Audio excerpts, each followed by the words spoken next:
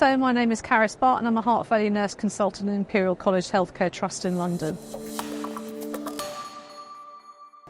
I think one of the biggest challenges, certainly in the UK, is the fact that we have NICE guidelines in the UK, which means that a lot of policymakers here are going to actually write policy around the NICE guidelines as opposed to the ESC guidelines. They are being updated as we speak, but we don't know what's going to be in them yet. But we're hoping, I think, that they will align quite nicely so that we can actually make sure that our policies do change so that we can implement them more uniformly for our patients. Because we know the evidence, we know the best outcomes, so that's what we would like for them. So nurses are excellent at optimising evidence-based therapies. In fact, back in 2001, there was a seminal trial from Linda Bloom looking at heart failure specialist nurses optimising medical therapies and educating patients with self-care strategies as well. Back then we had very few drugs, so the education and the self-care strategies were obviously very, very key even then. And back then we found that you were 5 times less likely to be admitted to hospital if you were under a heart failure nurse. So nurses are excellent at this, as are heart failure pharmacists. So in order to implement guidelines and to really make sure that our patients are optimised appropriately on the guideline-directed medical therapy, we need more heart failure nurses and we need more heart failure pharmacists. Unfortunately, our cardiology colleagues are really caught up in a lot of the diagnostics and they have very short windows of opportunity to discuss things with patients. So this is where the nurses and the pharmacists and the allied healthcare professionals come in really, really well. So if you want your patients on therapy or want your guidelines implemented, certainly get some more heart failure nurses. I think it's very difficult because heart failure really isn't one of those things that's out there for everybody to hear about and know about. You know, you hear about your cancers. If you work in cardiology, you know all about your interventional cardiology, etc.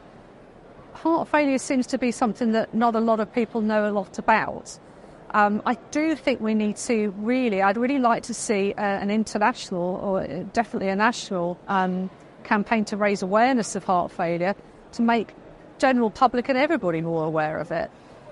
And then perhaps we would entice more people into the role as well. It's a fantastic job. It's the best job I've ever had, and I worked in every area of cardiology. You get to know your patients terribly well. You get to know their families. You get to know their life. You really get to see the impact and the difference that you can make for people. It really is the best job in the world. So the only other thing I can think of is that we consider now going back into universities as well, and actually delivering education on heart failure at the university, when they're at the stage of student nurse as well. We've got a very flat hierarchy in heart failure specialist nursing. They're all very senior nurses, so it's very difficult to progress. So I'd also like to see different levels and different stages and pay progression and career progression for heart failure specialist nurses, and I think that would retain them as well.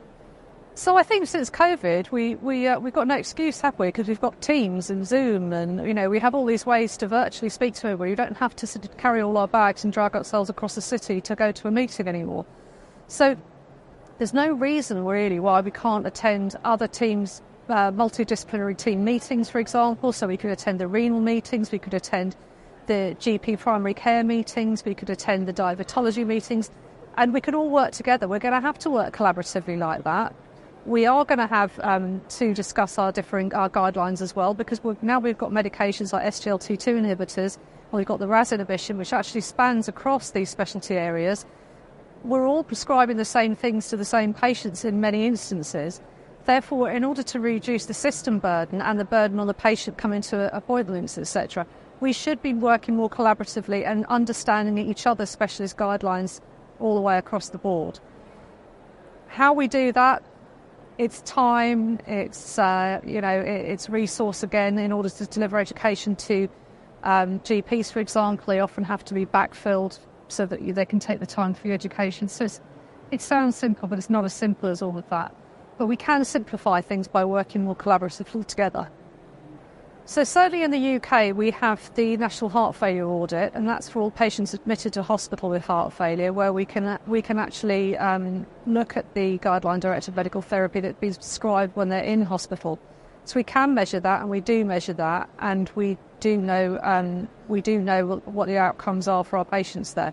What we don't know so much of is what happens to patients when they're out of hospital, either in primary care or they're being managed by heart failure teams in the community. We certainly have coding in GP practices in the UK, which will highlight what therapies the patients are on. However, that relies on somebody inputting the coding correctly, if at all.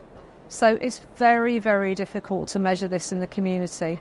I think the only way to do this would be to clean up our coding systems and or potentially have a NICOR or a National Heart Failure Audit for the community as well.